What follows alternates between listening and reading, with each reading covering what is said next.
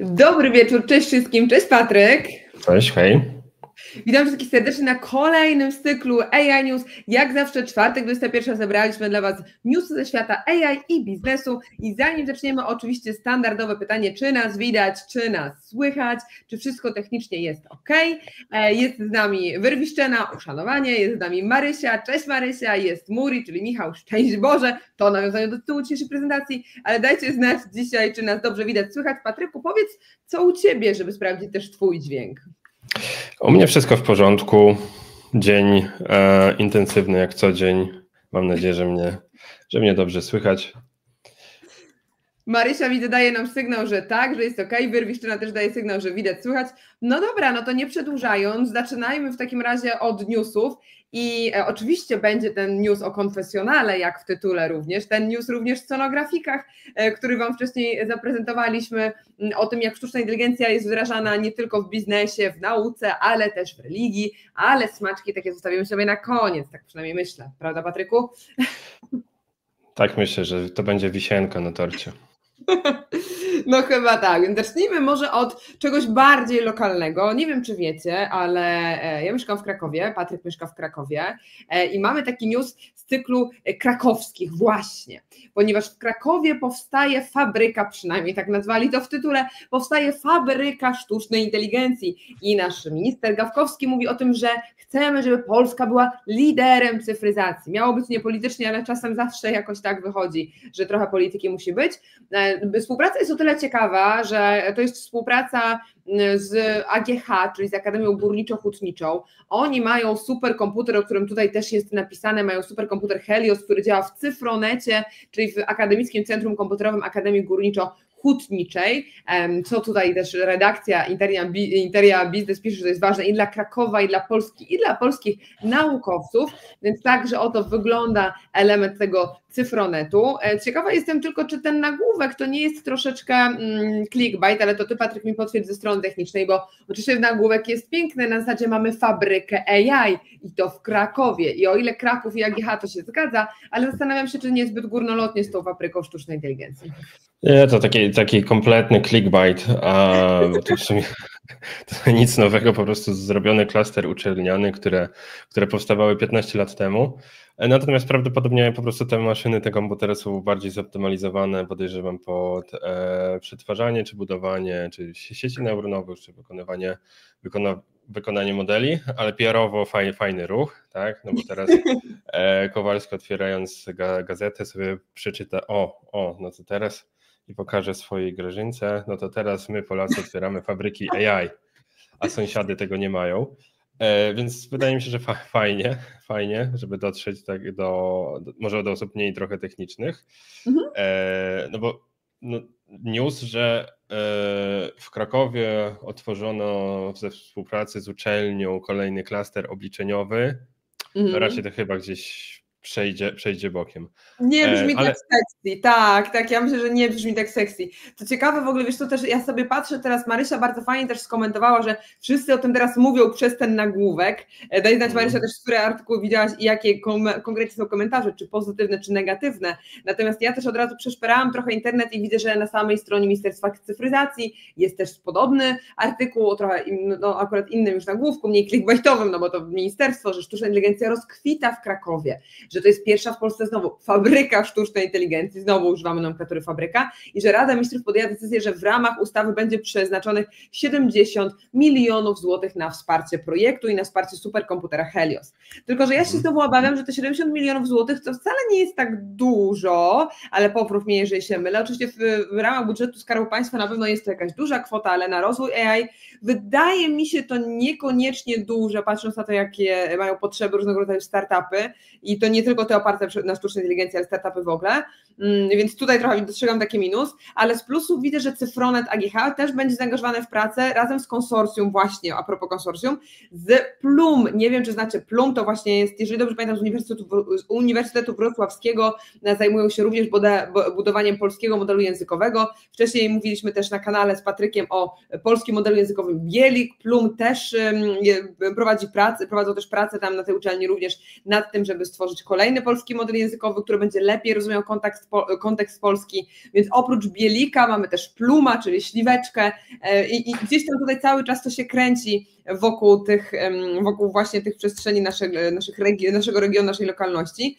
Pytanie tylko, czy to fajnie, czy nie fajnie, że mamy Plum zaproszony, a nie twórców Bielika. Może mi coś umknęło, ale to poprawnie proszę, jeżeli się pomyliłam. No i kolejna rzecz, czy rzeczywiście te 70 milionów to dużo, czy niedużo, no bo to się ładnie brzmi, ładnie klika, ale tak naprawdę pytanie, co z tego wynika. O właśnie, Muri pisze, AI sobie kupi waciki za to. Może wystarczy na chłodzenie serwerowni do końca roku. Zobaczymy, no ale od czegoś trzeba zacząć. To znaczy ogólnie tego typu inicjatywy no, są jak najbardziej okej, żeby po pierwsze naukowcy zaczęli, żeby mieli na czym pracować, bo tu nie jest tak kolorowo. No i mam nadzieję, że no, powstaną z tego rozwiązania, tak jak jest zapowiadane czy w medycynie, czy dla przemysłu. No jak bo najbardziej... tak właśnie też tam było napisane i jest z nami Kuba, w ogóle pozdrawiamy Kubę, z którą zwykle robimy live. Cześć Kuba, witaj, tym razem niestety z pociągu bez zasięgu, ale dzięki Bogu komentarz dał radę napisać, więc bardzo się cieszymy Kuba, że dołączyłeś do nas chociażby wirtualnie, także mega, mega fajnie. Kontynuując, czyli mamy Bielika, mamy fabrykę AI w Krakowie potencjalnie, no dobra. Tak, i ta fabryka będzie produkowała takie bieliki, być może, prawda? Więc fabryka tak, na ołów, fabryka dla ołów. Ogólnie tego typu inicjatywy to są jak najbardziej okej, żebyśmy też jako kraj tworzyli różne rozwiązania, ale najpierw musimy na czym, więc mam nadzieję, że tego typu klastry, czytaj fabryki, będą przynajmniej w każdym mieście wojewódzkim na początku, to wtedy być może będzie można coś podziałać. Więc no, krok jest fajny, no bo z jednej strony jako państwo, jeżeli nie zaczniemy sami działać, to za kilka lat, gdzie no już nie ma odwrotu od AI, no za kilka lat będziemy importować AI. Jakby to tak przekładać na fabryki. Będziemy zależni prawdopodobnie od innych dostawców, jeżeli nic się nie zacznie dziać na naszym podwórku, więc możemy trzymać kciuki, żeby to poszło w dobrym kierunku. No ale dobra, ale zastanówmy się jeszcze nad tymi 70 milionami, bo Michał fajnie napisał, że AI kupi sobie za to waciki, czyli co, rzeczywiście rozumiem, że miałam nosa na zasadzie, że no to jest dość mało. Ile tak z perspektywy twojej technicznej tak naprawdę kosztuje utrzymanie takiego superkomputera, o którym oni piszą rocznie, bo to domyślam się, że te koszty są ogromne, tak jak mówisz, chłodzenie, samo funkcjonowanie, prąd, tak, więc ten superkomputer,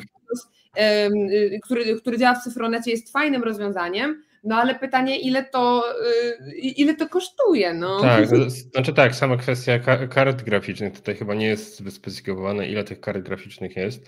To jest jedno zakup, druga rzecz utrzymanie, trzecia rzecz obsługa. Więc kwestia, jak też te środki zostały podzielone.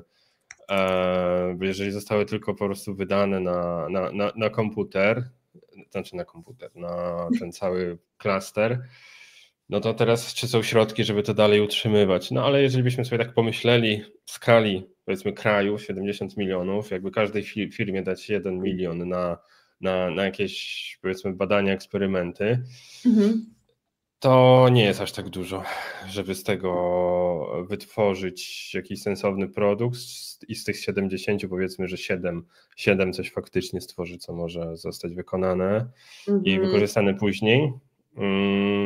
Ale to oczywiście no, takie trochę strzelanie i kalkulacje.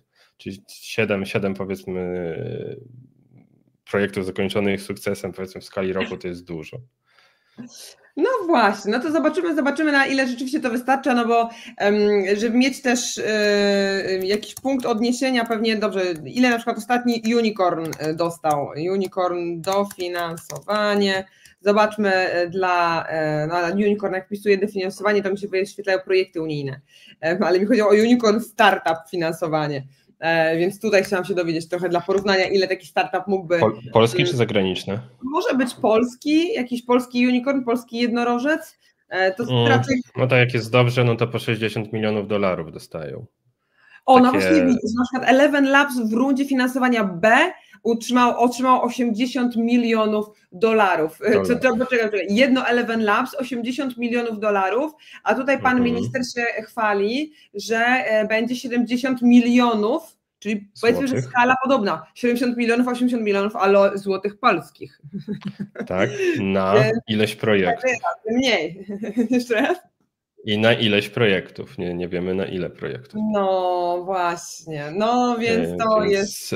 Tak jak 70 milionów ładnie wygląda w artykułach, to może się okazać, że to wcale nie będzie jakoś dużo. No dokładnie. No dobra, no ale to wiemy, no nie będziemy się kłócili z polityką, nie będziemy się kłócić z lokalną polityką, ale porozmawiajmy o polityce w Japonii. W Japonii też inwestują w sztuczną inteligencję, teraz będzie też news z Hiszpanii, ze Szwajcarii, więc w ogóle super. Natomiast oni przeczytali newsa o Bieliku i nie chcieli być gorsi, więc teraz rozwijają. Tak, no dokładnie. Na to wygląda, no bo my wam opowiadaliśmy swego czasu o Bieliku, czyli o polskim modelu językowym, dzisiaj mówiliśmy też o Plumie, tak, czyli również o modelu językowym, który również ma być takim typowym polskim, ale Bielik trochę wzleciał szybciej i wyżej, więc tutaj mamy news o Bieliku, który wam też wyślałam na czacie, ale Japonia stwierdziła, dobra, my też mamy specyficzny kontekst kulturowy, też nie mamy najłatwiejszego języka, przepraszam bardzo, japoński też jest trudny, polski tylko trochę łatwiejszy, w związku z tym zróbmy swój model językowy, swój własny, japoński, który rozumie tę kulturę i to jest bardzo długi artykuł na stronie internetowej, ale w dużym uproszczeniu i w dużym skrócie generalnie chodzi o to, że oni też mogą mieć modele językowe, które będą rozumiały ich kontekst kulturowy, a umówmy się, Japonia ma inny na przykład niż zachodnioeuropejski kod kulturowy, czasami trudno jest nam to zrozumieć, ale myślę, że bardzo fajnie, że mają, w tym kierunku idą, że mają model językowy oparty na sztucznej inteligencji i język, który jest oparty na ich kulturze. Też tutaj widzę, że to, co jest bardzo ważne, to co oni podkreślają, że to się może przydać w takich branżach jak opieka zdrowotna, finanse, produkcja, gdzie sposób pracy, na przykład, gdzie to ma takie kluczowe znaczenie. Pytanie, czy możemy to 1:1 analogicznie przenieść do rynku polskiego? Czy Patryk uważasz, że to jest tak jak z Bielikiem, czy to jest zupełnie inaczej? Nie, po pierwsze to jest inny świat kulturowy, a po drugie tutaj mamy artykuł z Polski, ale to się będzie powtarzało, każdy kraj będzie chciał teraz zostać liderem AI, ale jak w Krakowie została otworzona ta fabryka, tak, no to w Japonii współpracują z największymi firmami konsultingowymi, żeby otworzyć huby technologiczne, czyli żeby kilka przynajmniej takich hubów było, no i w tych hubach rozwijać przeróżne rozwiązania, więc podejrzewam, że skala będzie większa. No ogólnie przecież Japonia jest technologicznie do przodu, ale to, co jest ciekawe, to już jest kolejne państwo, jakbyśmy sobie pogooglowali, to co chwilę jakieś tam państwo będzie wyskakiwało, że teraz właśnie tym liderem AI za chwilę będzie, czy tam stara się być, ale to jest ciekawe. Wszyscy teraz są być liderami od AI i każdy jest ekspertem od AI od 2 lat, kiedy pojawił się ChatGPT. Tak, ale to jest, no po pierwsze, oczywiście to tam marketingowy, gorący temat, ale z drugiej strony jesteśmy właśnie w takim procesie dość ciekawym, bo jak od wielu lat mówiło się o takiej potrzebie digitalizacji, że przechodzimy z dokumentów powiedzmy papierowych do cyfrowych, no w Polsce też... Digitalizacji, cyfryzacji, no nawet premier Kowalski mówił o tym, że chcemy, żeby Polska była dalej liderem cyfryzacji, nadal nazywając to po staremu, że tak powiem. Tak i to się dzieje. A to, że co chwilę jak otwieramy lodówkę wyskakuje jakiś news AI-owy, to jest fajne, bo żeby AI gdzieś wdrażać w firmach czy w organizacjach, to najpierw trzeba mieć wdrożoną cyfryzację i digitalizację. I teraz dużo firm się budzi, to my chcemy AI, ale nie mamy danych, nie mamy procesów, nie mamy wielu rzeczy i teraz w końcu gdzieś tam AI jest na topie, ale te firmy zaczynają proces właśnie digitalizacji, więc to jest taki też, myślę, pozytywny aspekt całego tego szumu. No, wszyscy nie będą liderem. Tak, Jak to? To nie jest tak, że każdy może być liderem? Ojej, to ale na pewno dużo firm po prostu się podciągnie w tych kwestiach cyfryzacji, więc wydaje mi się, że to wyjdzie na plus. Także jak te technologie, powiedzmy, z Kalifornii, będziemy co chwilę o nich słyszeli, o rozwoju, no to w wielu krajach, w wielu miejscach w końcu będziemy mieli cyfrowe usługi dla obywateli, a potem za jakiś czas może bardziej zaawansowane. Rozumiem, czyli e-urząd, skarbówka, czy analogiczne twory w różnych kulturach, czy na przykład e-opieka zdrowia. Rozumiem, że w końcu to będzie możliwe. No i w tym kontekście, jak mamy ten model językowy w Japonii, model językowy polski, to rozumiem, że to będzie też łatwiejsze, tak? No bo jeżeli mamy, to dzisiaj nawet o tym z kolegą rozmawiałam, pozdrawiamy Michała Bartyzela, mówił o tym, że rzeczywiście te polskie modele językowe mogą się fajnie przydać właśnie chociażby w służbie zdrowia, gdzie recepty masz w języku polskim. No jeszcze specyficzne leki o nazwach w języku polskim, no bo wiadomo, są oczywiście odpowiedniki zagraniczne, nawet czasami daleko nie trzeba szukać, bo są w Czechach na przykład, ale nadal część informacji jest tylko w języku polskim, zrozumiała dla polskiego pacjenta, bo nawet nie tyle lekarza, bo lekarze mówią po angielsku, ale dla polskiego pacjenta i też zwykły, szary człowiek, Jan Kowalski, który opowiada o swoich problemach zdrowotnych, nie będzie przecież mówił językiem medycznym, który jest używany w artykułach naukowych, tylko powie tak normalnie, nie wiem, boli mi tu, stuka mi tu, panie pomóż, no więc panie doktorze, przepisz pan tabletkę, więc tutaj rzeczywiście myślę, że w opiece zdrowotnej, dzisiaj Michał mnie przekonał, że to może być bardziej potrzebne niż myślałam, tym bardziej, że często z opieką zdrowotną i z takimi usługami wiążą się emocje, wiąże się na przykład zdenerwowanie czy strach, brak umiejętności skonstruowania jasnego zdania z powodu jakiegoś obawy albo bólu, więc tym bardziej ten kontekst językowy myślę, że będzie bardzo istotny. A co ciekawe, to podam Ci jeszcze jeden fun fact, to od mojego trenera personalnego z kolei się dowiedziałam, że przeklinanie, niekoniecznie u wizyty u lekarza, ale przeklinanie zmniejsza ból. Więc my na przykład jak coś nas zaboli, jak się kopniesz w szafkę i powiesz, o kurde, szafko, no to znaczy, że trochę Ci to pomoże i pomoże uwolnić ból. Więc to jest ciekawe badanie, więc czuję się usprawiedliwiona, gdy przeklinam. Okej. He. No więc tak, czy coś jeszcze do modeli językowych, lokalnych modeli językowych, czy to japońskich, czy to polskich? Nie no, się rozwijają, zobaczymy co z tego wyjdzie. Także to jest akurat, wydaje mi się, fajny krok, jeżeli chodzi o Japonię, która jest taka bardzo specyficzna. No, z zewnątrz. Ciężko ją pojąć, więc na pewno oni potrzebują swojego. No dokładnie. I my momentami też potrzebujemy, żeby nas lepiej zrozumieli, więc w zasadzie wszyscy tutaj jesteśmy na jednym wózku. To kolejny news w takim razie. Kolejny news. Maria tutaj nam podrzuca link do naszego tytułowego newska, czyli superkomputer w kościele, czyli w temacie superkomputerów, że superkomputer w Barcelonie, w Barcelonie, w czym? Muszę to przeczytać w języku oryginalnym, w tym linku, musiałam do niego kliknąć, ale superkomputer w Barcelonie to po pierwsze, zaraz sprawdzę, czy to rzeczywiście jest superkomputer, i drugi news również ze świata, że tak powiem, religii, no to komputer, który obsługuje w konfesjonale w Szwajcarii. I ja Wam puszczę tylko wideo w tle, ja o nim po prostu chwilę opowiem, bo oglądaliśmy je tutaj przed naszym AI Newsem. Mianowicie, no już może nie tyle, że sztuczna inteligencja może Cię rozgrzeszyć w konfesjonale, bo o tym nie było mowy w tym nagraniu, ale możesz sobie porozmawiać z takim wirtualnym Jezusem.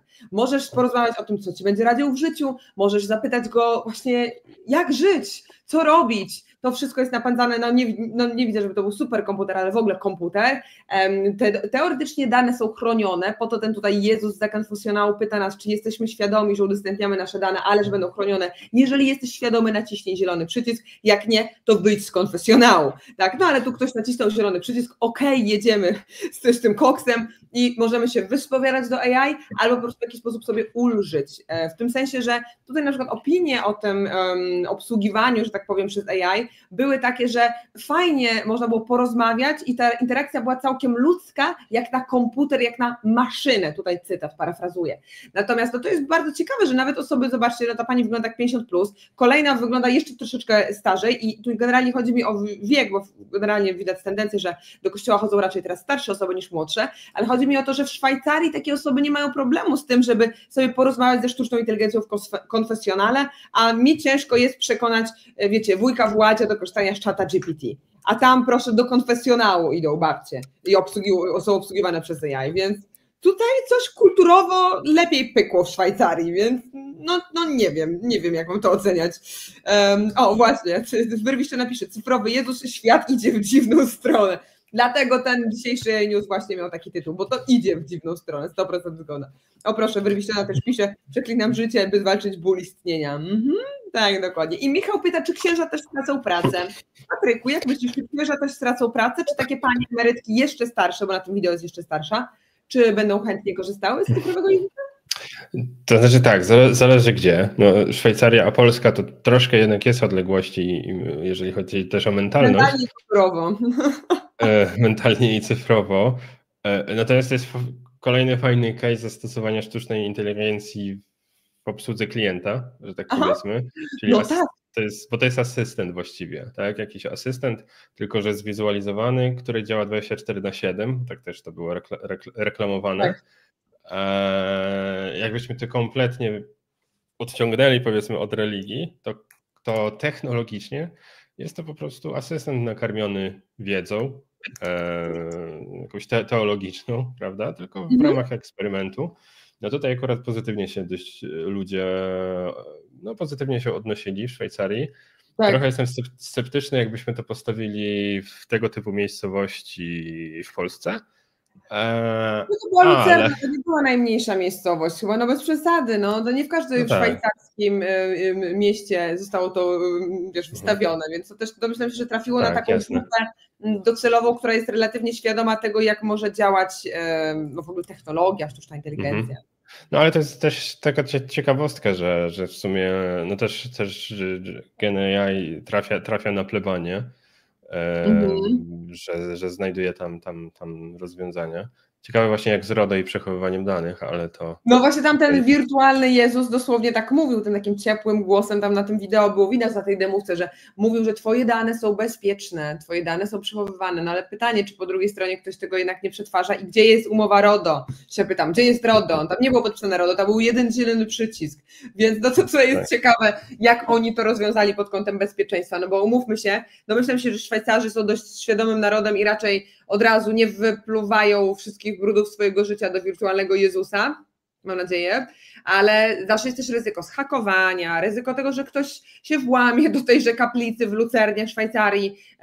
No i generalnie nie wiemy, przynajmniej nie było w tym artykule, co konkretnie się dzieje z tymi rzeczami. Zresztą tutaj też w artykule nie było informacji, że to rozgrzesza w jakikolwiek sposób to rozwiązanie, tylko bardziej, że odpowiada na pytanie dotyczące wiary, albo na przykład jak innych ludzi można zachęcać do chrześcijaństwa. To było bardziej w tą stronę, bardziej jako rozmowa z drugim człowiekiem, czyli trochę taka obsługa klienta, trochę bym powiedziała taki asystent, jakich mamy w Japonii, na przykład wracam do Japonii, którzy mają być towarzyszem w życiu, takim AI, który służy do rozmowy, takim AI, który służy właśnie do milszego spędzania czasu, jeżeli mogę tak to uprościć, bardzo pewnie upraszczam, mam nadzieję, że nikogo nie obraziłam religijnie, bo nie o to mi chodziło, natomiast chodzi o pewnego rodzaju towarzystwo, tak, w tym wszystkim, tak, o rozmowę z kimś, kto dzieli podobne zainteresowania, opinie życiowe.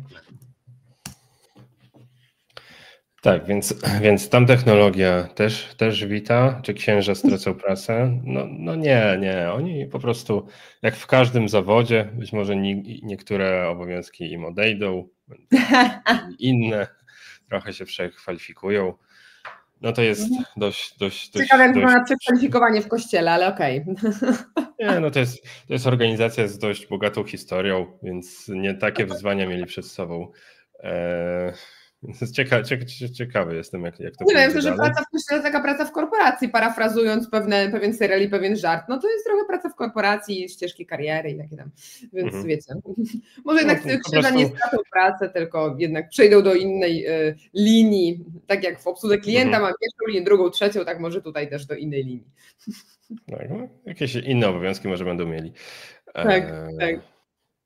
Zobaczymy, ale no fajnie, że się dzieje, zobaczymy, jaki będzie fajnie, rezultat. Że rośnie świadomość, to na pewno fajnie, że rośnie świadomość tu na bank i też tutaj Wyrwis, który napisał bardzo fajną rzecz, czyli swoją drogą część ludzi myśli, że są wyjątkowi, ale niemal wszyscy chcą być po prostu wysłuchani, a AI zawsze ma chęć i czas do rozmowy. I to jest w ogóle super myśl i to jest coś, o czym ostatnio nawiązywałam na konferencji w tym tygodniu, kiedy występowałam właśnie między innymi tutaj pod Krakowem i to jest coś, co zaskoczyło ludzi, więc opowiem Wam o tym też dzisiaj, mianowicie pytanie, czy wiecie, kto, jak mamy wirtualną obsługę klienta przez sztuczną inteligencję, przez takiego asystenta AI opartego właśnie o na przykład jakiś model językowy, czat albo nawet model głosowy, to jak myślicie, jaka grupa wiekowa nie ma z tym problemu, że jest obsługiwana przez sztuczną inteligencję?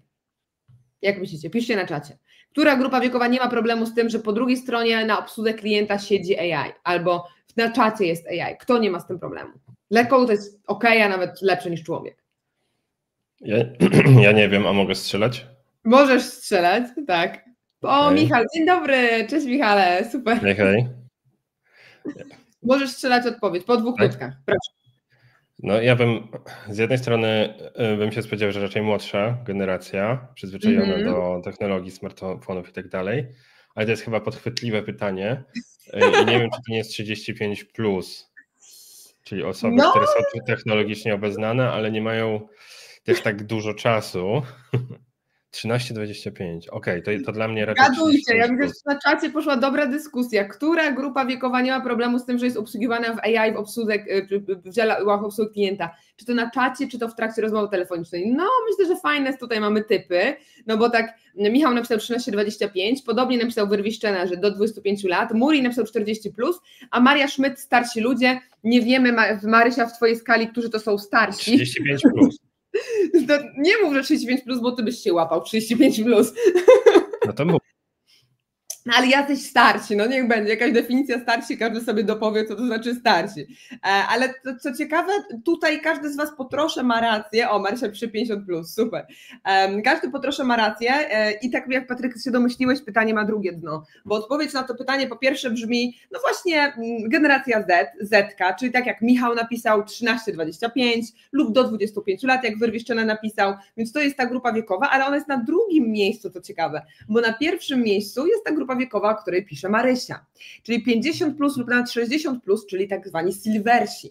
I dlaczego tak się dzieje? Dlaczego silversi nie mają problemu z tym, żeby być obsługiwani przez sztuczną inteligencję i dlaczego młodzież nie ma problemu z tym, że są obsługiwani przez sztuczną inteligencję? Z młodzieżą jest to w sumie logiczne, czyli mamy młodych ludzi, którzy nie lubią może aż tyle rozmawiać przez telefon, nie lubią być na face to face tak dużo, bo wszystko przecież online można załatwić, w związku z tym wolą załatwić sobie to z użyciem AI. I właśnie Michał pisze, że odkryłem tajne hasło, które sprawia, że but przyłącza cię do konsultanta, hasło zaczyna się na K. Mam nadzieję, że młodzież nie używa tego hasła. Mam przynajmniej taką nadzieję, że młodzież w wieku 13 nie przeklina, ale tam te moje nadzieje to wiecie. Można sobie pewnie w buty włożyć, ale jest to jakieś tajne hasło, używajcie. Michał Bartyzyle rekomenduje. No i właśnie, ale a propos innych grup wiekowych jeszcze, o których też Marysia pisała, starsi ludzie rozumieni jako silversi też wolą być obsługiwani przez AI. Ale dlaczego? Bo AI mówi w twoim tempie, AI się dostosuje, AI nie pędzi tak jak ja, na przykład nie mówi za szybko, AI nie ocenia i ludzie, którzy są starsi i trochę mają czasami poczucie, że kurczę, ja to nie nadążam za tą nową technologią, w ogóle ta młodzież, w ogóle te smartfony, ja to nie wiem, no nie rozumiem, ale oni sobie chcą pogadać przez telefon z kimś, tak? Nawet jeżeli to ma być AI, ale niech on pogada w ich tempie, niech on porozmawia z nimi na spokojnie, panie Staśku, co u pana, a tu kolano boli, a dobra, a z czym pomóc? I wiecie, AI potrafi być empatyczne, to nie jest takie prosta ludzka empatia, trochę sztuczna empatia jako sztuczna inteligencja, ale no nadal ci ludzie tego potrzebują, czyli tak trochę jak wcześniej Wyrwiszcze napisał, że nadal na koniec dnia my wszyscy potrzebujemy być wysłuchani, więc pięknie mi się tu klamrą to zamknęło razem z tym, co Wyrwiszczena napisał. Patryku, słowo komentarza może jakoś tak, widzę, że masz taką marsową minę i zastanawiam się, czy to dobrze, czy to źle. No tak, nie trafiłem w grupę wiekową, więc nie wygrałem. Ale z tym jest ciekawa rzecz, bo ja dzisiaj miałem taką sytuację, że bank mi zablokował kartę, bo chciałem zapłacić za narzędzie, z którego teraz korzystamy i streamujemy i kazali mi zadzwonić na infolinię. Z jednej strony fajnie, bo stwierdzili, że to jakaś podejrzana transakcja, więc dzwonię, a tam bot, który wymaga ode mnie, żebym głosowo potwierdził, czy się zgadzam. Najpierw tak, a potem wymówić, czy firma, czy osoba prywatna, coś tam. Potem coś innego i nie pamiętam, czy nie wiem, czy oni wyczuli zirytowanie, czy coś źle powiedziałem, bo po każdym słowie czy zdaniu była taka cisza. Byłem już naprawdę zirytowany, bo miałem dosłownie wtedy chwilę liczyłem, że na klawiaturze, na telefonie sobie wyklikam 1, 2, 3, połączę się szybko z człowiekiem i załatwię sprawę. A tutaj w połowie dnia AI chciało sobie pogawędki robić. Nie doszliśmy jeszcze tego, jak żyć, ale wydaje mi się, że to chyba w jakiejś sprawie. Jeżeli byśmy po południu, na przykład miałbym załatwić jakąś sprawę, nie wiem, po południu miał więcej czasu, no to myślę, że okej, ale fajnie by było chyba wybrać, moim zdaniem, a nie od razu serwować takiego asystenta. Tak. Gdzie potem i tak musiałem wyklikiwać. I magiczne słowo, o którym Michał pisze, nie zadziałało, czy nie testowałeś? Tak, powiedziałem kurza noga, ale nie zadziałało. Chyba że to o inne słowo chodzi. Okej, dobra. Ale swoją drogą, skoro już tutaj Michał do nas wpadł, to będzie krótki czas, żebyście zrozumieli kontekst. Kto z Was jest z branży IT? Kto z Was jest z branży IT? Łapka w górę albo like, bo Michał Bartezel, który się tutaj pojawił na czacie, serdecznie to kolega mój, z którym dzisiaj byłam na obiedzie na Pysznym Schabowym, pozdrawiam Michale, jest autorem kilku książek na temat właśnie rozmów, ale takich jeszcze ludzkich rozmów z innymi formami inteligencji, w zasadzie z analitykami i biznesem, więc jak Was interesuje taka tematyka, to pochwalę kolegę, że ma naprawdę fajne książki w tym temacie na temat i właśnie oprogramowania szytego na miarę, jak to książka sama mówi, czy też na temat tego właśnie, jak usprawnić współpracę z IT z biznesem. Więc jak ktoś z Was by chciał, to jak najbardziej polecamy z Patrykiem, rekomendujemy. Link będzie za chwilkę na czacie. Widzę, że są osoby z IT. Muri pisze, że też jest z IT. Adrian pisze, ja trochę z marketingu, super. I Wyrwiszczena pisze, że news Suno dostało aktualizację wersji 4.0. Nie kuś, bo będziemy piosenki układać za chwilę Suno. Dobra. Ja to zweryfikuję na przyszły tydzień, jak najpierw napiszę tekst, a potem dopiero do Was przyjdę z tekstem piosenki i będziemy wtedy pewnie słuchać disco polo wygenerowanego przez AI, bo niestety AI tylko z takim rodzajem muzyki sobie radzi najlepiej. No dobrze. Największa baza. Największa baza, tak, piosenek i w związku z tym najlepiej sobie AI radzi. No wiecie, jaka muzyka, taki AI, no co zrobisz, jak nic nie zrobisz. Dobrze, dajcie znać, czy macie jakieś pytania jeszcze o tego typu newsy. Ja bardzo chciałam wkleić link do strony Michała na czacie, ale mi znowu nie działa, nie wiedzieć czemu kopiowanie na klawiaturze, więc mam nadzieję, że zrobię to za chwilę i że się uda. O, proszę, udało się. No dobra, no to Patryku, czy przechodzimy do kolejnego newsa jakiegoś? Czy masz tutaj jeszcze coś do dodania do AI w konfesjonale, naszego tytułowego newsa? Nie. No zobaczymy. Spotkajmy się za pół roku i ciekawe, czy więcej będzie takich wdrożeń. Może akurat jest jakaś nisza, którą warto zagospodarować. Więc jakby ktoś był zainteresowany, to piszcie maila. Będziemy obserwować. Będziemy wdrażać.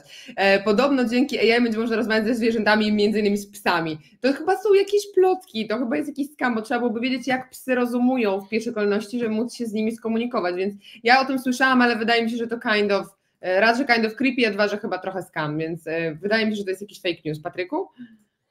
Ale chyba, że chodzi o kocich i psich behawiorystów, to trochę inna bajka. Ja bym nie chciał, żeby mój kot do mnie po ludzku powiedział. On ma taki wyraz z Wyrola. Nie wiem, co mu tam w głowie siedzi. Lepiej nie wdrażajmy tego. Czyli lepiej, żeby Mruczysław nie przemówił ludzkim głosem, co najwyżej w Wigilię. Tak, Max, najwyżej w Wigilię. Max jeden dzień. Nie bez powodu się wzięło, że raz do roku zwierzęta mogą przemówić.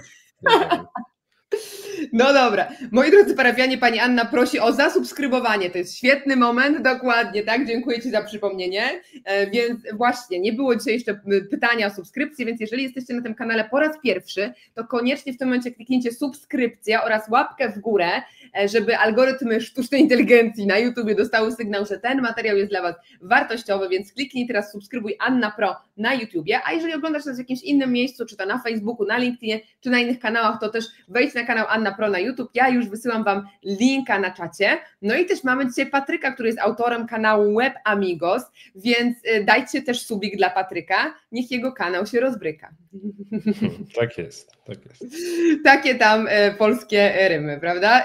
Zróbmy też w ten sposób, żeby nam się rymowało, więc jeżeli jeszcze subika nie ma, to subik, łapka w górę i dzwoneczek, pamiętajcie, dzięki temu nie ominie Was żaden news ze świata sztucznej inteligencji. No dobrze, to tyle było tytułem, że tak powiem, kącika reklamowego. To w takim razie przejdźmy do kolejnego newsa i pytanie, skoro mamy osoby z branży IT, czy kojarzycie to oto logo? Kto z Was kojarzy to logo? Jeżeli mamy osoby z branży IT, to mam nadzieję, że kojarzycie to logo. To logo Patryku, czyje? Jeszcze jedno pytanie. Jakie to jest zwierzę? No właśnie, już prawie powiedziałam, ale przepraszam, wymsknęło mi się, już więcej nie będę. No ja trochę wiem, znam tą historię, ale to możesz nam wyjaśnić, jakie to jest zwierzę. No, poczekamy na pierwszego. GitHub, bardzo dobrze, dokładnie. Dobrze. A jakie jest zwierzątko? Nie zadawaj takich trudnych zagadek, po prostu powiedz, co to jest za zwierzątko. To jest Octocat, czyli połączenie ośmiornicy z kotem. Tak, ktoś dużo pił, jak stworzył to logo. To jest tak, czyli połączenie ośmiornicy z kotem, czyli mamy kocie uszka, ale rzeczywiście łapka trochę jak ogon, ale to ma być, rozumiem, jednak ośmiornica, tak? Tak. No, w starszym logotypie, jak sobie gdzieś pogooglujecie, to tam jest taka narysowana ośmiorniczka i ma takie łapy i uszy kota. Super, widzę, że Tomasz P. kojarzy nas, dokładnie, jeśli chodzi o Octocata. Proszę, mamy osoby z branży IT, dokładnie. I właśnie o dziwo nie jest to mruczuś, ale właśnie dodatkowo tam są dodane łapki ośmiornicy. No niech będzie. No dobra, to w takim razie jaki jest news z GitHuba, Patryk? Bo to jest news trochę dla programistów, a trochę też dla analityków, bo tak jak wczytałam się w ten news, to ten nie jest stricte news programistyczny, ale najpierw twoja branża, że tak powiem, głównie branża IT, bo jesteś programistą, senior developerem, 15 lat doświadczenia, scena jest twoja. Kto da więcej? No, artykuł jest o tym, że AI znowu zastąpi programistów, a tak na dobrą sprawę Copilot, asystent do programowania, który korzystał z modeli, właściwie z jednego modelu, stał się nagle multimodalny. Więc coraz szerzej Claude od Anthropica jest wykorzystywany, między innymi tutaj, więc możemy sobie na przykład wybrać Claude'a, możemy sobie wybrać Gemini. A jesteś w stanie nam pokazać, czy już jest takie demo, które działa? Jesteśmy w stanie to zobaczyć? Jesteś w stanie nam pokazać, jak to konkretnie funkcjonuje, czy niekoniecznie? Nie wiem, czy działa, ale nie wiem, czy też miałoby sens demowanie, bo ten news bardziej dla mnie jest... Można by było powiedzieć, że troszkę podążaniem za tym, co robi konkurencja, czyli chociażby edytor Cursor. Aktualnie wydaje mi się, że chyba taki najlepszy ze wsparciem AI na rynku i nie wiem, czy coś jest zaraz tak jakby po nim, potem dalej nic. Oczywiście VS Code ma wsparcie Copilota, ale teraz dopiero tak jakby dodaje tą multimodalność, gdzie Cursor ma to już od ponad pół roku, nie pamiętam dokładnie. Więc z jednej strony fajnie, bo też będzie można z Copilota w innych oczywiście też miejscach niż tylko w edytorze korzystać, ale to jest spoko. To jest spoko z tego względu, że była już taka sytuacja właśnie w Cursorze, że Claude nie działał przez jakiś czas, więc przypięto się na modele OpenAI i się okazało, że jakość odpowiedzi jest drastycznie gorsza, jeżeli chodzi właśnie o ten kontekst programistyczny, że jak sobie powiedzmy programiści wrzucają jakieś fragmenty gdzieś tam do ChatGPT i tak dalej, jakieś proste przykłady czy średnio zaawansowane, to ok. Natomiast tu na żywo można było porównać, że modele cloudowe, które całkiem niedawno, chyba 2-3 tygodnie temu jeszcze dostały aktualizacje, w takim kontekście i rozumieniu powiedzmy kodu, projektu i takich intencji programistycznych są do przodu.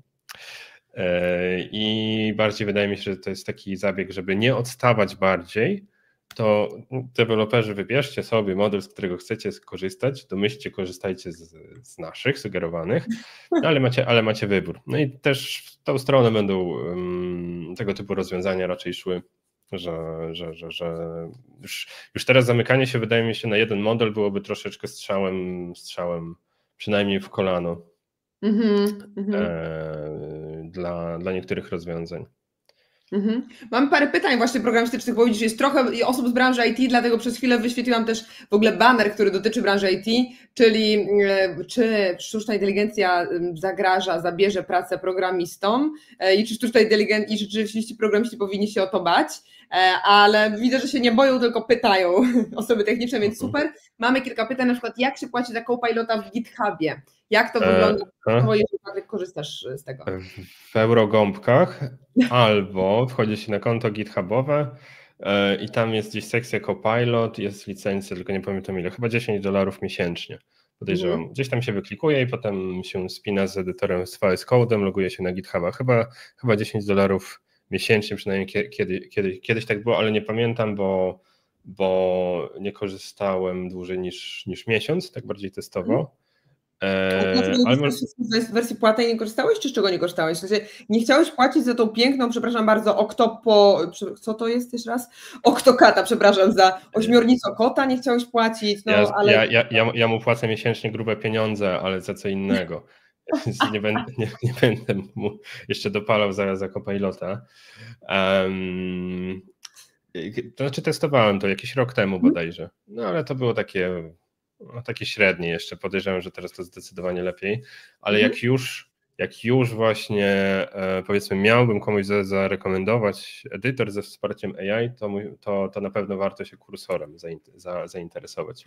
Okej, ale jak to się pisze, jak mogła wyświetlić nazwę na czacie? Kursor AI, nie, inaczej, inna domena, kursor, zaraz zobaczymy, AI, kursor.com, aha, dobrze, kursor.com, tutaj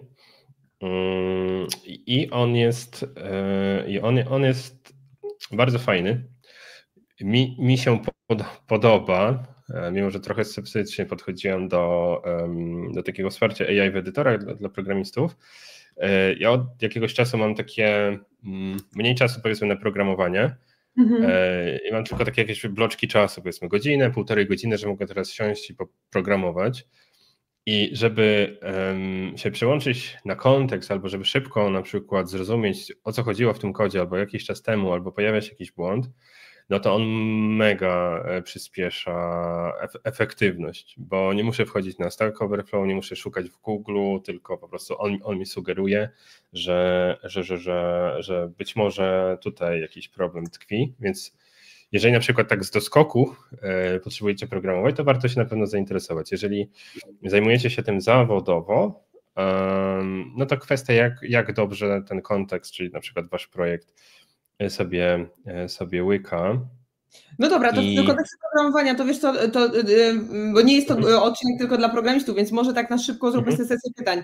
Czy w takim razie ktoś jeszcze, albo na przykład ty próbowałeś wsparcie AI w edytorach od JetBrains? Jestem team VS Code, ale słyszałem dobre opinie od teamu z JetBrains, że tamto wsparcie jest spoko. Super. Model Canvas, nie, teraz to jeszcze jest, mówiąc politycznie, słabe. To jeszcze nie ta pora. Może za jakiś czas będzie sens z tego korzystać. No okej, no dobra, ale rozumiem, że czyli na ten moment to, co najbardziej polecasz z tych z tych narzędzi właśnie, to jest ten, o Jezu, jeszcze raz, jak on się nazywał, że miał kursor.com i jeżeli ktoś miałby pytania, to do ciebie może się odezwać i wtedy rozumiem, że wszystkie zagwozdki z tym związane jesteś w stanie rozwikłać. Skodowanie. Na tej stronie jest wszystko opisane, ale jakbyście potrzebowali jakiejś sugestii, to śmiało. No dobra, no i mamy też w takim razie od razu, że tak powiem, krótki kącik reklamowy, bo jakbyście chcieli Patryka obserwować na YouTubie lub na LinkedInie, to pamiętajcie, żeby to zrobić, no bo Patryk też dzieli się bardzo fajnymi materiałami z branży IT na swoim LinkedInie i na swoim YouTubie, więc przy okazji proszę podrzucam linka do Patrykowego LinkedIna, już ponad 4000 osób go obserwuje, więc myślę, że warto co jakiś czas sobie zajrzeć. No i też Patryk prowadzi bardzo fajny kanał dla programistów Web Amigos i Web Amigos to jest właśnie kanał YouTube, gdzie jest mowa głównie o czym, Patryku? O frontendzie w tym momencie chyba jest głównie mowa na Web Amigos, tak? Teraz tak, jeżeli chodzi o Web Amigos, to głównie jest tam frontend. O i słodkie koty, no to słodkie koty zawsze spoko. Tak, ale w Web Amigos też zajmujemy się innymi rzeczami, również związanymi z AI. Myślę, że za jakiś czas podzielimy się naszym asystentem. Trochę ludzkie tajemnicy, dobrze. No dobra, ale dzisiaj nie będzie więcej o asystentach, ani o agentach AI, ale przejdźmy jeszcze do jednego fajnego komentarza i do 2 newsów. Michał Bartysel pisał, że muszę nas ukryć, żebyśmy przeczytali ten komentarz. Nie wiem, czy wiecie, ale ChatGPT ma z niektórymi firmami taką umowę, że wydziela im modele w swojej chmurze. Sam OpenAI podpisuje umowę, że nie ma do nich dostępu i nie może trenować swoich modeli na danych klienta. W tej konfiguracji kolegom bardziej podoba się ChatGPT niż Copilot. Ja o tym nie wiedziałam. Patryku, ty jako osoba techniczna słyszałeś o tym albo wykorzystywałeś w ten sposób modele od OpenAI? To jest taka ciekawostka, bo zawsze to bezpieczeństwo danych, jeżeli chodzi o firmy, no to one są zawsze mocno tutaj nastawione, co się z nimi dzieje. I w tym tygodniu nawet rozmawiałem z taką jedną firmą, oni podpisali podobną umowę, a potem sobie testowali na przykład, czy to działa offline. No nie działa offline, miało działać jakoś w ich tam infrastrukturze, ale jakieś rzeczy były wysyłane. Ale to po prostu może kompletnie o co innego chodziło. O tym, że samo OpenAI coś takiego wydziela, to nie słyszałem, ale to ma jak najbardziej sens. Tym bardziej, że w sumie Amazon im troszeczkę być może tutaj namieszał, czyli Amazon Bedrock, gdzie tak jakby w chmurze AWS-a, Amazona można korzystać z tych modeli i to jest tak jakby prywatna chmura, gdzie firmy widzą albo wiedzą, co wchodzi, co wychodzi. Mają tak jakby większą kontrolę nad tym. Do jakichś takich rozwiązań właśnie enterprise'owych można korzystać, więc znowu pewnie to będzie za jakiś czas bardziej klarowne. A to, że w umowach można zawrzeć takie klauzule, spoko, tylko jak to potem sprawdzić, tu jest jeszcze pewien. Myślisz, że nie da się tego zweryfikować w żaden sposób, że oni z tego nie korzystają? Czy jest to ciężkie do weryfikacji albo nie wiem, niemożliwe? No może są jakieś systemy, no słuchaj, no ty jesteś programistą, uda ci się wypowiedzieć, ale na moją logikę, na tak biznesowo, to fajnie byłoby, żeby to była umowa egzekwowalna. No tak. Tylko no, umówmy się, 90% firm IT to nie buduje oprogramowania do rakiet i nawet jeżeli tam fragment tego ich kodu gdzieś wycieknie związanego, nie wiem, z systemem wystawiania faktur, gdzie 100 innych firm to robi, to wielkiego dramatu nie ma, więc mi się wydaje, że tutaj trochę bardziej jest więcej jest takiej paniki, że OpenAI teraz kradnie nasze dane. Albo się po prostu programiści wstydzą, że ktoś inny to zobaczy, jak oni napisali ten swój legacy kodzik. Jak napisali ten kodzik, no dobra, to teraz będzie wstyd na dzielni, jaki kod napisaliśmy. No ale właśnie, to w takim razie z pisania kodu przeskoczmy może, bo tak było, jest bardzo programistycznie i fajnie, ale z pisania kodu przejdźmy może do uczenia się, nie tylko kodowania, ale uczenia się w ogóle, bo mamy news o sztucznej inteligencji, który dotyczy nauczycieli. News jest prosto z TechCruncha i proszę, tutaj przystojny Sam Altman na grafice, który mówi o tym, że OpenAI wydaje teraz taki guide do ChatGPT, taką instrukcję do ChatGPT, która ma pomóc w edukacji, edukatorom, nauczycielom i oni tutaj mówią o takim levelu, który nazywa się K12. Ja już musiałam sprawdzić, co to znaczy K12 Teachers, a to konkretnie znaczy, to są nauczyciele szkół podstawowych i średnich, to już tak jakby zagadka rozwikłana, więc OpenAI wypuściło darmowe kursy, które pomagają właśnie nauczycielom szkół średnich i szkół podstawowych uczyć się, jak wykorzystać ChatGPT, platformę właśnie AI od OpenAI w swoich klasach w trakcie uczenia młodzieży.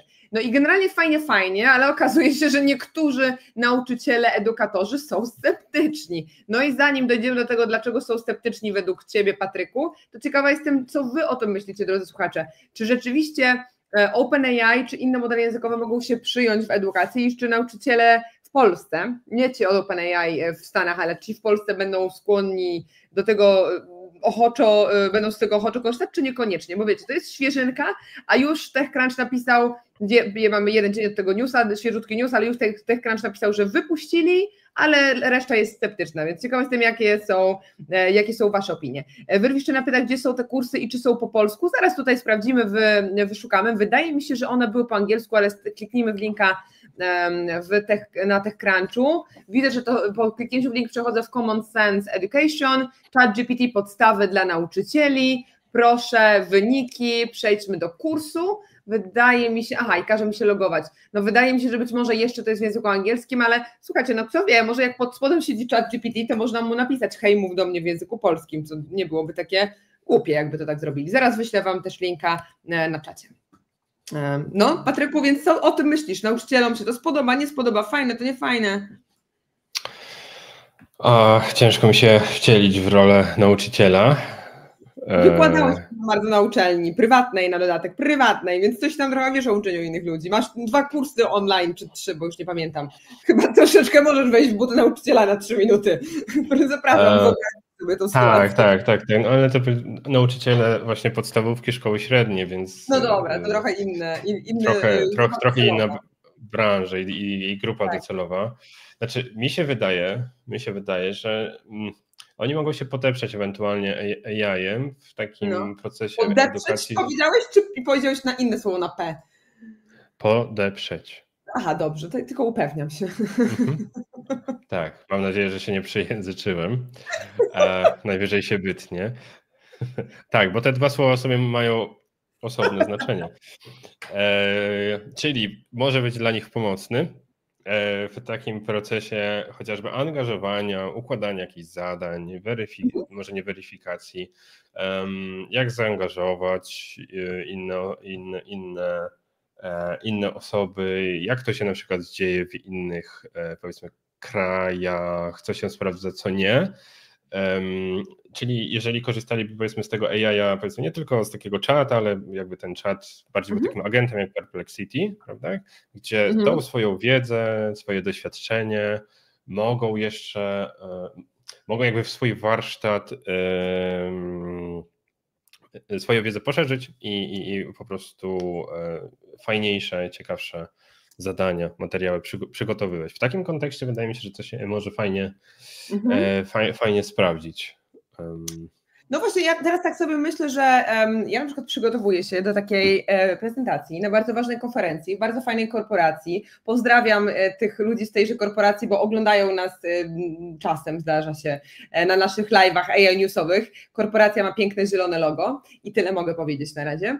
Natomiast przygotowuję się do tej prezentacji na przyszły tydzień, na poniedziałek i tak sobie myślę, że w sumie mogę przecież oprócz zapytania moich zamawiających szkolenie, oprócz zapytania ich hej, czego wy oczekujecie, hej, czego oczekuje wasza grupa docelowa, kto jest słuchaczem na konferencji, mogę w sumie odpytać ChatGPT, hej ChatGPT, co na przykład potrzebują najbardziej analitycy w kontekście wykorzystania sztucznej inteligencji w swojej codziennej pracy, albo jakie bolączki mają najczęściej analitycy w swojej codziennej pracy, w których może pomóc sztuczna inteligencja.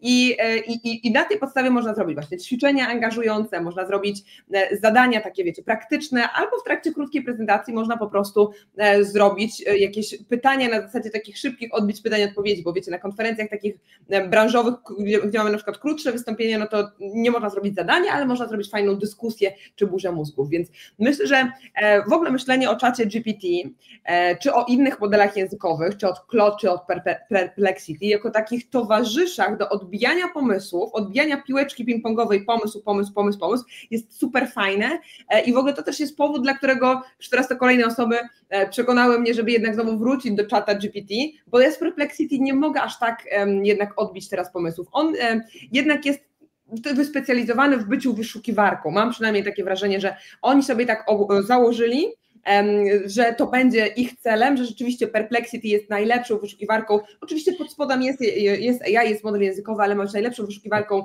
najsprawniejszą, dopalaną AI-em na świecie i przez pewien czas lepiej wyszukiwano, ja wyszukiwałam tam informacje efektywniej niż na przykład w czacie GPT, no ale ostatnio jak wyszło GPT Search, o czym mówiliśmy 2 tygodnie temu, no to umówmy się, no trochę Perplexity straciło wigoru i sensu. i tak naprawdę wszystko jest znowu all in one, a lubimy rozwiązania all in one, lubimy te rozwiązania, gdzie rzeczywiście coś jest wszystko w jednym miejscu. I tu na razie tu postawię przecinek, bo o tym Search GPT, o wyszukiwarce od czata GPT my mówiliśmy jakieś 3 tygodnie temu, odcinek na ten temat wyślę Wam na czacie, dokładnie 13 dni temu o tym mówiliśmy, więc odcinek na temat Search GPT prześlę Wam w tym momencie na czacie, więc będzie można do tego wrócić. Pytanie, Patryku, co Ty o tym myślisz? W sensie, tak jakby jeszcze odbijając jeszcze raz pomysł, co Ty o tym myślisz, jeżeli chodzi o wykorzystanie znów porównania czata GPT a Perplexity? Dwa trochę właśnie inne narzędzia. Faktycznie może tak być, że Perplexity bardziej, jak czegoś nie wie, to sobie pójdzie do internetu, zbierze te informacje czy z tej bazy, którą ma, a może być faktycznie tak, że czat będzie bardziej kreatywny, czyli Perplexity bardziej zbierze jakieś informacje, które są wokół tego tematu, a czat może nam wygenerować. Nie tak wygenerować, a nie być tylko wyszukiwarką, prawda? Może tak, może coś w tym być. Tak, może coś w tym być. Może to tak działać. Tak filozoficznie się zatrzymałeś, ale okej, dobra, to pozwól, że wyrwę cię z tej konsternacji. Wyrwiszcze napiszę na przykład, ja nie jestem zadowolony z GPT Search czy Search, na jedno wchodzi, ale chyba mówiliśmy o Search, czyli o wyszukiwarce, więc zakładam, że chodziło Ci o to, chyba, że to jest jakaś nowa funkcja. Opcja wyszukiwania w czacie GPT. Dobrze, to poprawcie mnie, bo już myślałam, że to jest jakaś opcja, o której nie wiem i w pewnym momencie zaczęłam się zastanawiać, czy jest coś, czego nie wiem, na pewno jakieś rzeczy są, ale tu chyba chodziło o wyszukiwanie, czyli wyniki wyszukiwania są niesamowicie nieprecyzyjne i słabe. No więc kurczę, właśnie to jest ciekawe, bo my jak robiliśmy 3 tygodnie temu tą demówkę, no to jednak wyszło, że wyniki są podobne, ale w zależności od kontekstu, że raz lepiej wygrywało, raz lepsze wyniki Perplexity, raz wygrywał chat GPT i tak na przemian. I nam z demówki wyszło, demo takiego na żywo, które robiliśmy, że jest 50-50, ale wiecie, z drugiej strony, jeżeli wyniki są tu 50%, tu 50%, to po co przepłacać za 2 narzędzia, skoro można mieć wszystko w jednym, więc ja autentycznie teraz znowu, jak Wam kiedyś opowiadałam o tym, że zastanawiam się, czy zrezygnować z czata GPT na rzecz innego narzędzia i przeszłam do Perplexity, tak teraz zastanawiam się, czy z Perplexity znowu nie wróci do OpenAI, ale modele SAS są genialne, ja tak mogę co miesiąc zmieniać. Szkoda, że z mężami tak nie można co miesiąc, nie? Jakby wkurzył ktoś kiedyś. Pozdrawiam mojego męża, który siedział. Tak, może kiedyś to wdrożył. Taki tam sucharek. Można skancelować na miesiąc.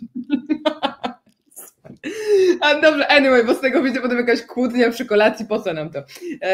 Dobrze, to w takim razie jeszcze był taki fajny komentarz, było parę fajnych komentarzy. Wyrwiszczena napisał, układanie zadań przez AI dla uczniów nie ma sensu, bo nauczyciele mają swoje materiały, które dostają z góry i nie mają czasu na taką zabawę. To jest w ogóle coś, o czym nie wiedziałam, no bo jak ja szkolę na rynku komercyjnym, to ja sama sobie narzucam, jakie robię zadania i mogę je co szkolenie zmieniać, jakbym miała taką ochotę. I często tak jest, że w ciągu miesiąca wymyślam per grupy zupełnie inne zadania, chociaż core rzeczywiście jest ten sam, ale ja wymyśliłam ten core, przepraszam. Tutaj, Patryku, ktoś chwali swoje słuchawki, więc masz fajne słuchawki, w każdym radiu w telewizji takie mają. Proszę, proszę. Wyrwiszczena też wcześniej pisał, nauczyciele są sceptyczni, ci, z którymi rozmawiałem co do AI. I jeszcze był wcześniej komentarz o Office 365, też Corpo kupują i wszystko leci przez chmurę Microsoftu, nikt nie ma z tym problemu, prócz danych tu chodzi też o uczenie modeli. Dokładnie. No dobra, to pogadaliśmy sobie dzisiaj dość dużo też o modelach językowych. Patryku, mi został jeszcze jeden news marketingowy, ale zanim przejdę do zupełnie innej branży, to pytanie, czy masz jakiś komentarz do tych naszych newsów biznesowo-technologicznych, bo dzisiaj tak jakoś bardzo technologicznie było. Jeszcze mam jeden news krótki technologiczny, a potem marketingowy, więc dajcie znać, kto jest z IT, już pytałam, ale kto jest też z marketingu i czy macie jakieś pytania, bo za nami już większość newsów, jeszcze 2 dosłownie zostały, więc dajcie znać, czy macie jakieś pytania. Patryku? Bo się zagadałam, słowo komentarze jakieś do tego, co padło? I jedna tylko rzecz, dosłownie 3 dni temu Perplexity w Stanach wypuściło opcję robienia zakupów, czyli wyobraźcie sobie teraz sytuację, że jesteście w czacie GPT i na przykład pytacie o jakieś produkty, tak? Jest opcja wyszukiwania i dostajecie te dopasowane produkty, o których myśleliście w tym zamkniętym ekosystemie i teraz Perplexity wprowadziła opcję, to kup sobie.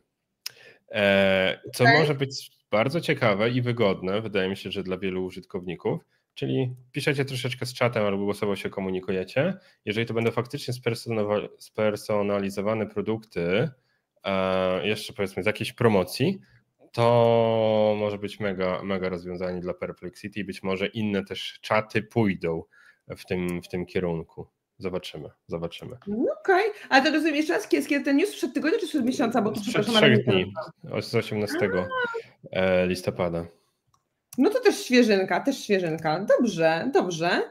Bardzo fajnie. Ale a propos jeszcze newsów takich technologiczno-innowacyjnych, to jeszcze chciałam Wam powiedzieć o jednej rzeczy, ale to dla osób, i teraz przechodzę do newsa też marketingowego i do Waszych pytań, natomiast co do newsa takiego technologicznego dla innowatorów, ja chciałam Wam jeszcze raz przypomnieć o 2 rzeczach.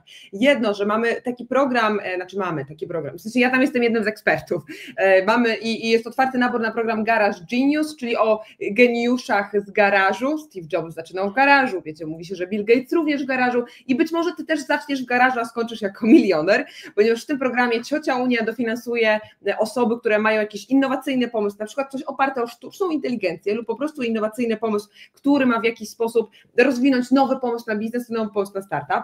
Nawet jeżeli masz swoją firmę, możesz się tam zgłosić, tylko warunek jest taki, że ten pomysł nie ma być jeszcze rozwijany pod Twoją starą firmą. Natomiast jeżeli masz jakiś nowy pomysł, chcesz go rozwinąć, w tym programie masz dostęp zarówno do mentoringu, masz dostęp zarówno do szkoleń z Business Model Canvas, czyli właśnie zbudowania biznesu, zbudowania modeli biznesowych, masz dostęp do szkoleń z pitchingu, ja też tam prowadzę szkolenia też i z wystąpień ulicznych, i z marketingu, masz też kolejne mentoringowe etapy, gdzie masz indywidualny taką ścieżkę mentoringową, indywidualny plan marketingowy, który pomoże Ci ten startup rozwinąć. I co ciekawe, tam nie ma jakiegoś warunku na koniec, że Ty musisz tę firmę założyć koniecznie, bo jak nie, to Ciocia Unia będzie zła. No nie, tu chodzi o przetestowanie pomysłu biznesowego, bo wiecie, niestety statystyka, teraz może nie powinnam tego mówić, ale statystyka jest dramatyczna i mówi, że 9 na 10 startupów upada w ciągu 2 pierwszych lat od założenia tego startupu, więc to nie jest tak, że każdy musi założyć startup, ale chociażby przepracować ten pomysł biznesowy, wyciągnąć z tego jakąś esencję, jakieś doświadczenie dla siebie, to jest mega ważne, więc ja Was zachęcam, jeżeli ktoś z Was ma jakiś innowacyjny pomysł, żeby się zgłosić do Garage Genius. Ja tam jestem z jedną z mentorek, które tutaj pracują z Garage Genius, więc będzie mi bardzo miło współpracować z takimi ambitnymi, zaangażowanymi, fajnymi osobami, które są na naszych cotygodniowych AI Newsach. Tak. Patryk! Nie, warto próbować. Byle tylko w tą stronę z garażu do startupu, a nie w drugą, ale program jest naprawdę bardzo fajnie ułożony, fajni specjaliści, więc jeżeli macie jakiś pomysł, to na pewno warto przetestować, bo macie takie jest sandbox, takie bezpieczne środowisko, prawda? Tak. Nic nie tracicie, nic też za to nie płacicie. Tak, Ciocia Unia finansuje, kochamy Ciocię Unię, tak, ona się przydaje, serduszko próbuję zrobić, ale mi nie wychodzi. No dobrze, to dziękujemy Patryku również za Twoją rekomendację. To jeszcze mamy fajne komentarze, bardzo dużo fajnych komentarzy dzisiaj mamy, ale jeszcze na przykład od Wyrwiszczena, ja tak wybieram, ale jak ktoś chce jeszcze, żeby powtórzyć komentarz, to pisał komentarz, a nie przeczytałam, to powtórzcie proszę. Wyrwiszczena napisał, testowałam w czacie GPT listę zakupów i ułożył mi listę zakupów i sprawdził ceny. O proszę, asystent AI dosłownie. Przykład krótko, produkt, ilość, cena, jednostkowa w PLN-ach, łączny koszt PLN-y, pierś z kurczaka 500 gram, 25 zeta za kilogram, czyli 12,50. No dobra, policzył nawet. Przyprawa gyros, jedno opakowanie, już wiemy, co jadłeś na obiad. 2,50, więc też suma. Okej, no dobra, ale powiedz mi, czy to w sensie ułożyło Ci listę zakupów i sprawdziło cenę, co Lidl kontra Biedronka? Haha, już trochę nawiązując do branży marketingowej i wojenek marketingowo-sprzedażowych, kampanijnych, czy policzył to na jakoś wartości średniej koszyka, czy ciekaw jestem, jak go zapromptowałeś, bo to jest ciekawe wykorzystanie czata GPT, czyli żeby był naszym takim asystentem też w życiu codziennym. Ja myślę, że to jest takie bardzo praktyczne i każdy z nas mógłby to zastosować, więc super. Dopisz Wyrwiszczena, co tam jeszcze było w tym prompcie, albo jak sobie z tym poradziłeś, na przykład z tą różnorodnością cen w różnych sklepach, bo mnie by na przykład to interesowało, wiecie, pistacje w Żabce, a pistacje w Lidlu, pistacje w Biedronce, to będzie zupełnie inna cena i jakość, więc tak. Wyrwiszczena nie zebrał ceny z pierwszych stron, które znalazł. Aha, okej, dobra, czyli to, co tam wyskoczyło najwyżej w Google, pozycjonowanie, marketing, ważne rzeczy, czyli z tego zebrał. No dobra. Patryku, chciałbyś mieć takiego asystenta do robienia zakupów? Tak, jeszcze jakby za mnie je zamówił, czy przywiózł, czemu nie? No, ale o robotach, które przywożą zakupy, to już mówiliśmy 3 tygodnie temu, to już stary news jest. Przecież roboty już mogą przynosić zakupy, ale nie w Polsce. Przecież te roboty, robowany i inne roboty, które pracują jak człowiek, podeślę wam wszystkim link na czacie, czyli nowe roboty od Tesli, roboty, które pracują jak człowiek, mogą przynieść zakupy, Robovan, Robotaxi i nowy robot Optimus, który również przynosi właśnie zakupy, więc Patryku, stary news sprzed miesiąca, to w świecie AI to już... Faktycznie, to faktycznie. Zakupy. To już stare. W świecie AI to się wszystko tak szybko zmienia, że nawet taki news o robocie przynoszącym zakupy jest stary. No dobra, jak ktoś z was, a propos promptowania i tego fajnego przykładu, o którym Wyrwiszczony napisał, jak ktoś z was chciałby się dowiedzieć, jak lepiej promptować, jak lepiej pisać komendy do czata GPT, to zapraszam was też do mojego autorskiego szkolenia, które już znajdziecie na mojej stronie internetowej annapro.pl i możecie tam dowiedzieć się, w jaki sposób właśnie chociażby pisać prompty do czata GPT, więc wystarczy, że wejdziecie na moją stronę, wystarczy, że spośród listy szkoleń, które prowadzę, wybierzecie szkolenie ze sztucznej inteligencji, no i tutaj Anna wygenerowana, bo akurat to jest moja AI-owa wersja, czyli Anna wygenerowana, która tutaj widnieje, może wam opowiedzieć o tym, w jaki sposób możecie wykorzystać AI w swojej codziennej pracy. No i tutaj macie opisane, dla kogo jest to szkolenie, tak naprawdę bardzo szeroka grupa docelowa, w zależności od potrzeb przyjmiemy szkolenia na miarę, co uczestniczysz, co zyskasz i jakie ryzyka na przykład zaopiekujesz i przykładowa agenda takiego szkolenia ze sztucznej inteligencji. Więc zachęcam was, tych, którzy chcą rzeczywiście się rozwijać w zakresie AI, żeby się zapoznać z tą stronką, odezwać się do nas, wejść na stronkę annapro.pl lub od razu meet.annapro.pl, żebyśmy mogli porozmawiać o szkoleniach w swojej organizacji. Pamiętaj, ja i Patryk, czyli ten pan obok, możemy takie szkolenie poprowadzić. I to był kącik autopromocyjny. Patryk, czy byś coś dodał oprócz twojego takiego typu Wiedźmin? Jeżeli chodzi o promocję? O szkolenia, które prowadzimy, ty prowadzisz. Tak, prowadzimy bardzo ciekawe szkolenia z użycia AI w praktyce. Więc zapraszamy. Dobrze, no to w takim razie, skoro już mówimy o promocji, autopromocji różnorakiej, to przejdźmy do marketingu, może nie samej promocji, ale do marketingu. Ale Wyrwiszczony w międzyczasie napisał, spodziewam się gości, ale jeśli będą, to chcę się przygotować, sporządź listę zakupów, kontekst okoliczności, daj mi tylko składniki i ile będą kosztować. Czyli to był prompt, super, mega, dziękuję ci za podzielenie się, super. No dobrze, to w takim razie przejdźmy do ostatniego newsa marketingowego, pytanie kontrolne. Kto z was ma Facebooka? Albo kto korzysta z Messengera, to tak jeszcze doprecyzowując, Messengera na Facebooku, takie piękne, kolorowe logo, łapka w górę albo like w górę, ponieważ Messenger i Facebook, czyli Meta, firma Meta jako całościowo, zajmuje się teraz wdrażaniem sztucznej inteligencji w Messengerze, więc na przykład w Messengerze możecie zadzwonić do kogoś w jakości HD.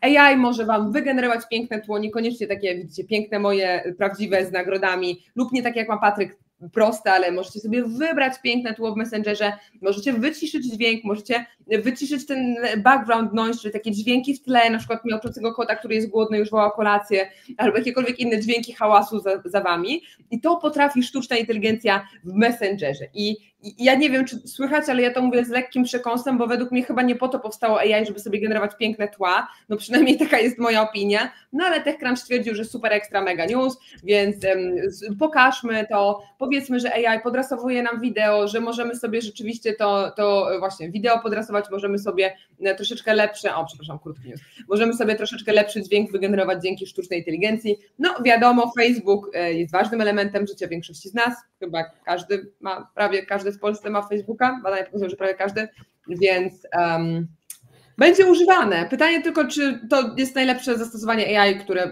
mogliśmy sobie wyobrazić. Patryku? Mi się wydaje, że, ja się za bardzo nie znam na social mediach, ale to nie było już parę lat temu jakichś tam filtrów, tła, jakieś takie... Nadal są te filtry, no tak, filtry są nadal. Tylko to, że... To kolejna iteracja, tak? Tak, dokładnie. Więc wiesz, filtry filtrami, teraz możesz sobie na TikToku zrobić zupełnie inną twarz jak po operacji plastycznej. W ogóle nie ma z tym żadnego problemu, ale już teraz jest raczej hejt w tą stronę, że się nie powinno tego typu filtrów stosować, więc to już jest dawno passé w marketingu, dawno passé.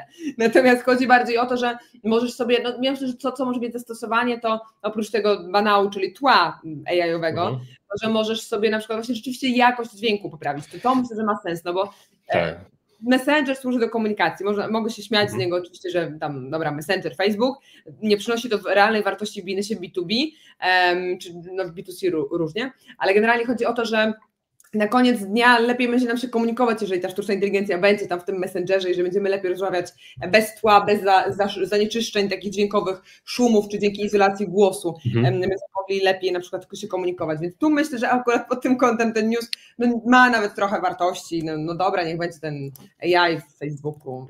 Ale no, tak, jakieś tam blurowanie sensowne tła, czy poprawa dźwięku, no to jak najbardziej na propsie.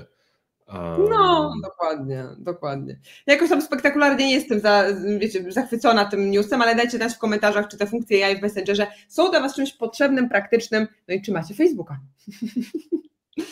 Iwer jeszcze napisał, ostatnio AI zepsuło aktualizację do Warcrafta 3, jeśli chodzi o grafiki ikonek, lenistwo firmy spowodowało wylanie się na nią hejtu. O wow, dobry news, nie wiedziałam. No to ciekawe, czyli AI może też coś popsuć, no zobaczcie, nie jest tylko tak, że wszystko dobrze dzięki AI. Okej. No dobra, dajcie znać, czy macie jakieś pytania, ponieważ Mruczysław postanowił już mi tutaj wskoczyć i machać ogonem przed twarzą, co oznacza, że zbliża się pora kociej kolacji, ale zanim pora kociej kolacji, ostatnie moje ogłoszenie. Jeżeli ktoś z Was chce się przygotować do jakiegoś wystąpienia publicznego, do szkolenia lub do elevator pitch, o Jezu, trudne słowo na tą godzinę, czyli wystąpienia publicznego po angielsku lub po polsku na temat swojego startupu, to pamiętajcie, że jeszcze mamy ostatnią edycję warsztatów w Krakowie na temat elevator pitch. Dosłownie zostały ostatnie miejsca, więc można się zapisać na ostatnich 5 miejsc na warsztaty w Krakowie, które osobiście prowadzę, które dotyczą właśnie wystąpień publicznych w kontekście prezentacji pomysłów biznesowych, prezentacji swojej ekspertyzy w projektach. Warsztaty są ostatnim z cyklu warsztatem z Centrum Badań Łukasiewicza. Link już macie też na czacie do tych warsztatów. No ja też oczywiście prowadzę takie szkolenia komercyjnie, ale tutaj w tym przypadku znowu ciocia Unia finansuje, więc będzie Wam łatwiej wziąć udział w takim warsztacie, jeżeli przyjedziecie do Krakowa, zobaczymy się na żywo, będziecie się szkoleni na warsztatach, no potem to już tylko komercyjnie po standardowej stawce można ze mną współpracować, ale teraz jeszcze jedna, ostatnia szansa, 5 ostatnich miejsc, żeby dołączyć do warsztatów z wystąpień publicznych w biznesie w Krakowie. Także zapraszam. Mam nadzieję, że się zobaczymy. Patryku, nie ma więcej pytań. Chyba pomału w takim razie trzeba by kończyć. Czy masz jakąś złotą myśl na koniec? Ja zawsze może tak, to ja odbiję piłeczkę, teraz twoja kolej. Jak to? Ale ja zawsze pytam o to mojego gościa, to zadanie nigdy nie było moim zadaniem, no po prostu złota myśl na koniec, kurczę, ja nie miałam się czasu zastanowić w tym momencie, ale próbujmy. No dobrze, ja myślę, że kompilując wszystkie nasze newsy, mówiliśmy dzisiaj o polskim modelu językowym Bieliku, mówiliśmy też o japońskim modelu językowym, nazwy nie wymówię, mówiliśmy też o tym, że AI pomaga w edukacji, AI pomaga marketerom, programistom i jak widzimy, tak naprawdę mamy bardzo różnorodne zastosowania sztucznej inteligencji w wielu dziedzinach. Nie mamy jednej branży, gdzie AI wybuchło, ale AI też coraz bardziej wchodzi na salony, a także wchodzi do konfesjonałów. Nawiązując do naszego tytułu. Więc wniosek jest taki, nie obawiajmy się tego AI, bo AI już nie cofniemy tej rewolucji. To jednym kijem rzeki nie zawrócimy i tak naprawdę AI i sztuczna inteligencja już weszła na salony i wchodzi coraz bardziej, ale to, do czego Was zachęcam, to, żeby pomimo tego, że można AI lubić lub nie lubić, to żeby zachęcać też innych do testowania i korzystania z AI. Bo tak jak mówię, to się nie wraci, my już nie cofniemy tego rozwoju AI, ale spróbujmy sami edukować się bardziej w tym zakresie, sami się dokształcać, szkolić, bywać na naszych AI News na przykład, na naszych live'ach, żeby dowiadywać się więcej, ale też pokazujmy innym osobom, naszym znajomym, zwykłym Szarym Kowalskim, każdym takim człowiekiem jak Ty czy ja, jakie są zastosowania sztucznej inteligencji, żebyśmy my jako naród mogli się jeszcze bardziej rozwijać, nie tylko w Krakowie, w pięknym nowym centrum z superkomputerem, ale wszyscy tak na co dzień, po prostu. I to jest ta moja złota myśl w takim razie. Tak, oby tak było. Tego się trzymajmy. Dokładnie, mam jeszcze piękne życzenia od Wyrwiszczena. Miłego dnia, oby abonament na męża był dożywotni. No jak pięknie widzisz, Patryku, jak ktoś cię pochwalił. No, pięknie. No dobrze, to co, kończymy na dzisiaj? Kończymy. No dobrze. To dzięki wielkie, Patryku, za dzisiejsze towarzystwo. Dzięki Wam również za Wasze wszystkie pytania. Trzymajcie się ciepło i do zobaczenia w kolejny czwartek o 21:00 na AI News. Do zobaczenia. Cześć, cześć.